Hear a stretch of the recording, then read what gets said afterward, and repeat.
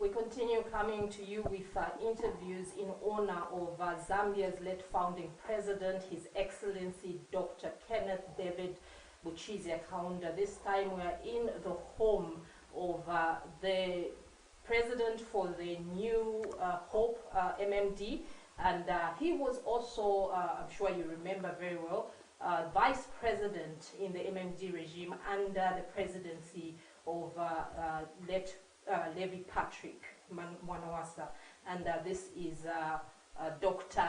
Neves Sekwila Mumba. Dr. Mumba, good evening and welcome to the roundtable discussion. Good evening and thank you so much for having me. Thank you for having us. We are here in your home. I must say that you have a very lovely home, sir. Thank you very much. Thank you. Now, getting right into it, when was your first ever encounter with late President Kaunda, and also maybe you could just give us subsequent encounters that you had with him? Well, thank you so much. Just to go back, my first encounter with President Kaunda was when I was 8 years old. Yeah, and that was in 1968. I can remember that. It was a Sunday morning. Dr. Kaunda had a tradition of coming to Chinsali every Christmas. He celebrated Christmas with us at Lubwa Mission. You know, I'm from there. My mother is from Lubwa Mission, grew up together with the Kaunda family. So every Christmas, he left State House and spent it with us in Chinsali. It was our only opportunity to have our own back. And so that Sunday, my father wanted to introduce me to Kenneth Kaunda. So he went with me to church. And I remember after the service, he held me by the hand and he said, "Now I want you to meet Kenneth," as he called him, because they were very close. So then we went to the back of the church and he said, "Well, Kenneth, this is my 11th born, Sekwila." And I remember him touching me on the head, you know, with his handkerchief and blessing me and saying, it's going to go a long way, this young man, wow. A long way. So that really pleased my father very much because he really, really respected Dr. Kaunda. They had a very firm friendship and relationship. So yes, it was in 1968, and I must say that since then, I've had several interactions with him. First of all, it is also true that Dr. Kaunda and our family operated like family. The children of Dr. Kaunda grew up at the time when we were also growing up. The fight for independence was done mostly within Chinsali, and my parents were fully involved in it, but more in the background of providing so-called logistics, not necessarily money, but refuge for Dr. Kaunda sometimes when he needed a place to be away from everything. So yes, we have that history. But for me as an individual, my ministry of the Christian work actually developed more during the time of Dr. Kaunda.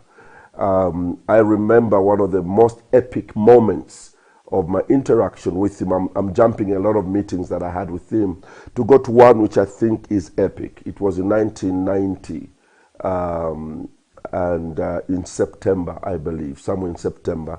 I was having a gospel crusade. I was a very young evangelist. I was having a gospel crusade in Woodland Stadium. And the Secretary of Cabinet, I think was Mr. Manyema or something at that time, a name like that, came to the crusade, and I thought he was just there to worship with us. But at the end of the crusade, he walked up to me and said, "Dr. Kaunda would like to have a word with you," because he had been following my crusades at Woodlands. So I went to State House the following morning, and I was very surprised at the subject that he brought up. Obviously, one thing I remember at that time was he really looked despondent, very tired in his seat. And he said, young man, I know that this may be too heavy for you. You're a young man, but I'm in the process of making a decision on the issue of repealing Article number 4, which was going to reintroduce multipartyism. and then I just need someone to talk to and pray with. So that really gave me the understanding of how he respected prayer and his relationship with God. Because, I mean, why would he want prayer at such a time from a young man like myself? But he had followed me for several years. And so we went into many things. I asked that I pray for him first as an individual. And I remember him leaving his desk, coming to be with me where I was, and then we prayed together. And then he told me that we need to pray for the country. It's a decision that has to be made because it's going to work in the interest of the country, and the tension that is in the country hopefully is going to be reduced if we do this, because this is what the people want, he said. So I said to him, well, God will give you strength. I cannot go into the details of that meeting because some of it is personal, but that was a very monumental meeting for me. Because first of all, I saw his humility. Second of all, I saw his dependence on God. Thirdly, I was humbled that he thought that I could pray with him. And shortly after that, I think as we were going back to Quito after the crusade, we turned on the radio, and Dr. Kaunda was in Mulungushi Hall announcing the repeal of Article number 4. That really touched me, that decision was made, and he went through with it, as difficult as it was. It also meant that he had cut his term of office by 2 years. In other words, he decided to cut his term of office in order to ensure that peace prevailed in the country. So that meeting with Dr. Kaunda showed me that definitely he had that confidence and trust. When I raised the issue of me being a pastor and being in politics, his answer was simple. He said, if Zambia needs anything, it needs people with Christian values to lead this country. So do not be discouraged when people try to discourage you. Stay the course. In good time, God himself shall establish your vision or whatever you have. So he never discouraged me on the basis of me being a pastor, being involved in politics, unlike certain people. So those are three meetings that I could talk about, and very monumental for me. And like I said, I had several meetings with him, countless number of times, but these three stand out. Great stuff. Now, what would you say defined this great man? I think that his Christian values helped him create this image we celebrate today. Dr. Kaunda understood something about leadership. He understood that it's about employing godly values in governing God's people. For instance, he strongly believed that in order for development to take place in the country, there must be peace in the nation. Before 68, when Zambia was, earlier from 64, it was a multi-party state, and a lot of tribal issues began, and the country was being ripped apart on the basis of tribe. He decided to bring the country together under one party, which, when we look back ourselves, it looks bad. But at that time, I think he wanted to stop those fights and everybody to participate in the political process from one organization. The intention was good, but I think later on it proved to become a commandist government, a government that was dictatorial in the eyes of others because there were no other dissenting political organizations. But the point is that he wanted peace, and the peace we enjoy today was from that basis, that we became one people and created peace. He also pushed the message of love a lot. Because of his background. His father was a missionary, a reverend at Luba Mission. The church we went to was, pastored by his father, who founded it in 1902 or something like that. So, love, peace, and then the biggest thing that sets him apart is that from the very beginning, Kenneth Kaunda understood that legacy, good leadership, is about service and serving others. And I think, to me, it's something that is lacking in a lot of leadership on the African continent. A lot of leaders on the African continent believe that when you get to that position, it's now time to pad yourself and your family, something the Kaunda's generation never thought about. And you can see by the way he has died. He has died a noble man. So many people across the world. Today I was reading about the Caribbean, where I was ambassador myself, how they have talked about, glorified his life and talked about him in West Indies, because his impact went as far as the West Indies, because there were people there that were also, underprivileged. And he spoke for anyone who was underprivileged or mistreated.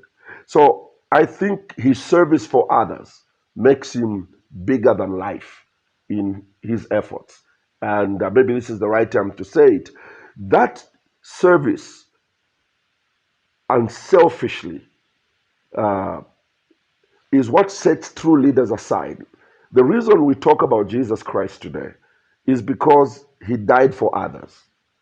While we were yet sinners, Christ died for us. He didn't die for himself. He sacrificed his life for all of us. That's why he will always remain the greatest, the Savior, because he laid down his life, went through the cross problems so that he can free Nevis Mumba and ourselves. Then you go to Mahatma Gandhi. Why is he so known in India? Because he was going on all those fasts and self-denial programs in order for India to be free. He laid down his life for India. You go to Martin Luther King Jr. in the United States. He laid down his life literally to the point where he was killed in order to secure freedom and the vote for the black person of the United States. And so you come to a place where you realize that anyone who lived for others, including Nelson Mandela, including Mother Teresa in India, the Calcutta, India, they're a totally different breed of people to which Kenneth Kaunda belongs. They laid down their lives. They did not go in there to make money so that they can become powerful. To the contrary, those who went there to use their positions to become rich, they died with money, but we don't talk about them. One of them would be President Mobutu of Congo. He was so rich, I understand sometimes he would pay the entire civil service when there was no money in government from his own account. That's how rich he was. But who talks about him now? Hardly. And I think that greatness is understanding that we exist to improve the quality of life for others and to serve others. Kenneth Kaunda understood that, and that legacy will never leave him. His white hanky. At some point, I heard you say at 8 years of age, Yeah, he placed his white hanky on, and it's very unfortunate that he died without placing his white hanky on me.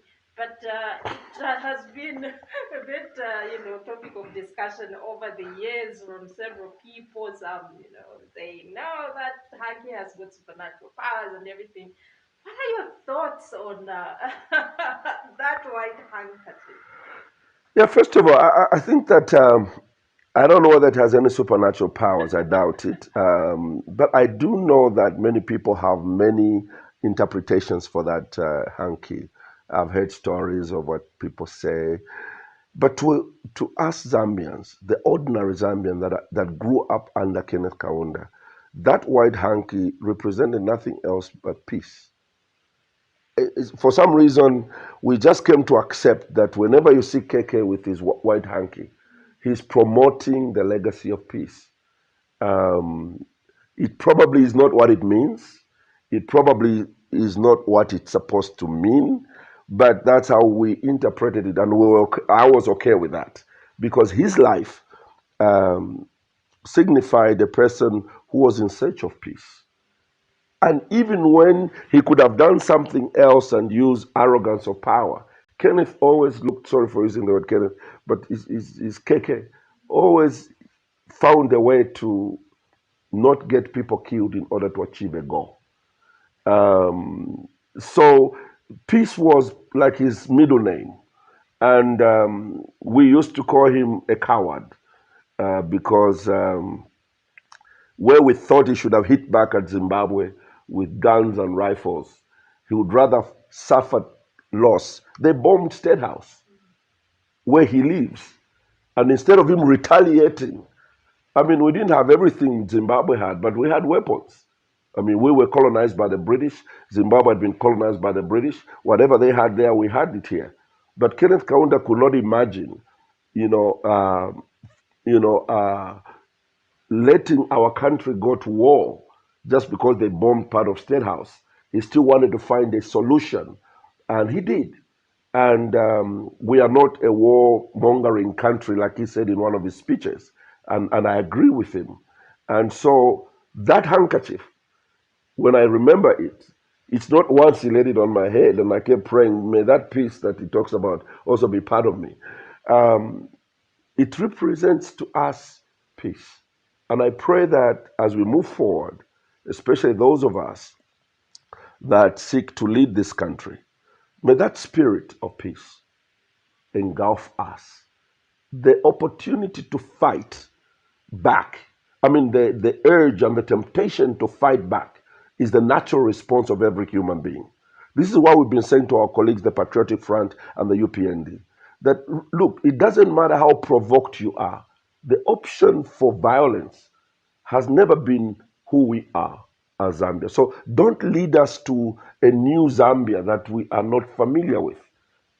We are familiar with a Zambia that looks for peaceful options. The time Zambia will go to war, it will be not under the circumstances of us provoking anybody. It will be because we want to defend ourselves. And I can assure you, because we've been a peaceful nation, God will fight with us, I mean for us. And we definitely will have victory over that thing. But I don't think we should go out there killing each other, subjecting our young people to violence. There's no need for that. Let's educate the young people. Let's give them, capital to do their small-scale businesses. Let's empower them to develop their families. And I think that you earn more with peace than with war. So now, the world has celebrated, celebrated, the passing of this gallant son of the globe, really. Mm-hmm. So, what should you and I, do to have that much impact? Because he's not only a national phenomenon, not only an African phenomenon, but he is literally a global phenomenon. What sort of, what should we do to impact that, to achieve that level of impact? I think I'll go back to what I earlier touched in terms of someone understanding leadership. Greatness and legacy is not in the fact that you speak well or you have more money or you have more opportunities. That's not leadership. Leadership is understanding that it's a gift from God, that He affords you an opportunity that 18 million other people don't have. And He gives you that opportunity to preside over His people on His behalf. Kenneth Kaunda understood that, being a Christian. He understood that he did not get there because he was smarter than the Nkumbulas, the Kapwepwes, the Kamangas, the Lisos. No. He went there understanding that probably he was the least of them, but God chose that he leads. Therefore, his leadership was not about arrogance. It was not about him making money. I mean, today we have presidents that become presidents of countries. Within 6-7 months, they have got flats everywhere, they've got houses everywhere, they've got businesses everywhere. That's not the intention of that office. That office is a public office serving in the interest of the public. So when a president goes in that direction, he's no longer a president for the people because he gets preoccupied in padding his future. Kenneth Kaunda did not pad his future as much, but his life, as we celebrate it today, demonstrates that leadership is not, like the Bible says, that it's, a success is not in the stuff that you have. It's really in understanding that you live for others. South Africa, I've been listening to the eulogies coming from South Africa. Today I was listening to young Malema eulogizing Kenneth Kaunda. How accurate he was. How he said Dr. Kaunda left his home country and understood the problem of Zimbabwe, and decided to engage and got bombed in his own country in order to free Zimbabwe. Anybody who extends himself beyond his own comfort zone and reaches out to another group of people, he's a unique character and falls in a totally different class. And that's the kind of leadership we are looking for. It's not common. To look for it, you got to look hard. But Kenneth Kaunda belonged to that group. They also, when you listen to President Ramaphosa, you listen to President Mbeki, you listen to President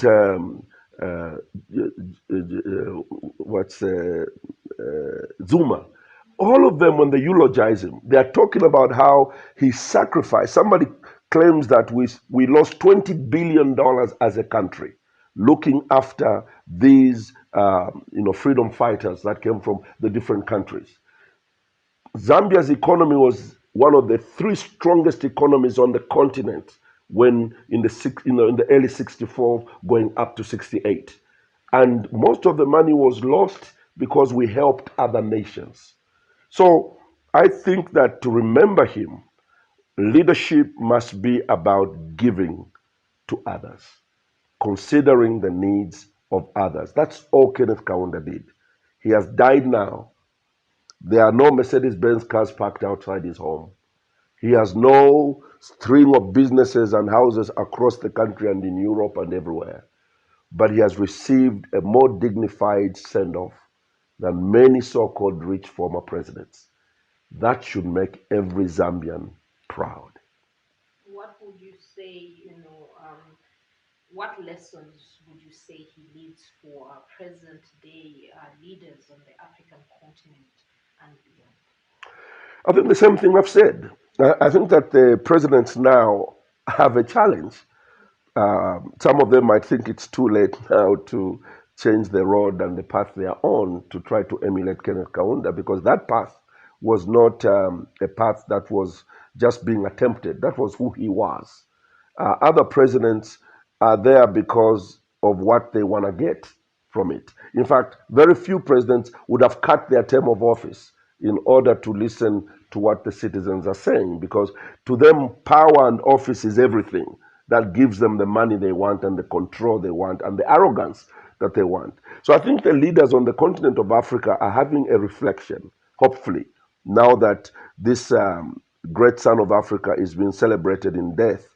I think that a lot of African presidents are listening to what people are saying. And if I was a president today for Zambia or any other country on the continent, my conscience will really be under great attack.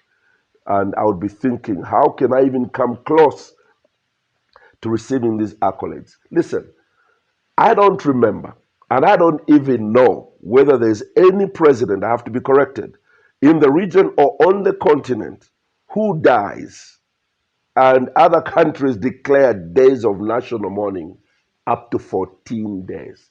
For us Zambians, we think it's a small issue. But nobody. So the presidents, hopefully they are watching. What did he do with the presidency that created such an image of a human being? And I'm also holding the presidency. Will I be remembered like this? Or maybe a little, even 1/3, like KK is being eulogized when I leave office? These are questions every president on the continent must consider personally, and I hope that they're being asked in the state houses across this continent. Now, what should posterity focus on, in remembering this gallant son of Africa? What legacy has he left behind? I think he has taught us that you can lead using Christian values and succeed. He has taught us that leadership is about giving your life, expending it for others.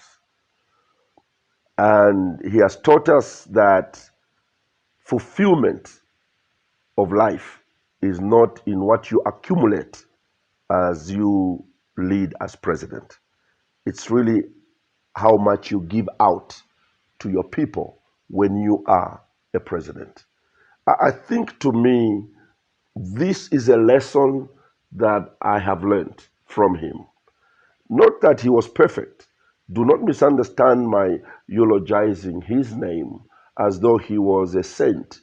Kenneth Kaunda was not a saint. In fact, that even makes it even a better story to tell, that he was as human as we are, but he endeavored to think of others before himself. So I think we should focus on his servant leadership.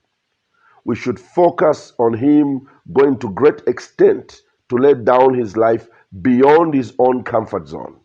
Kenneth Kaunda going beyond the borders of Zambia and becoming the hero that he has become is a show of his selflessness, that even when Zambians didn't have everything they needed, he shared the little we had with South Africa. That is why, like Malema said today in his eulogy, he said, it's unthinkable that a South African person would stand up on the streets of Johannesburg and want to kill a Zambian for coming to this country. Without Kenneth Kaunda, he said, would not be where we are. He gave up everything in order for us to be free. So that legacy that he has left, we must focus on it. Selfless leadership, servant leadership, and living for others. Because at the end of the day, that's really what matters, especially that all of us are going to die.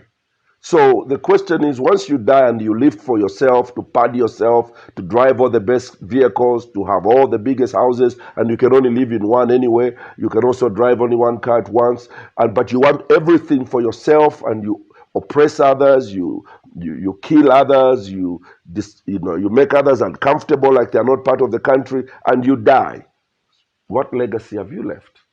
I would rather leave a legacy where when people weep over my funeral, they are not weeping for me, but they are weeping for themselves. That this man improved the quality of my life. That's who Kenneth Kaunda is.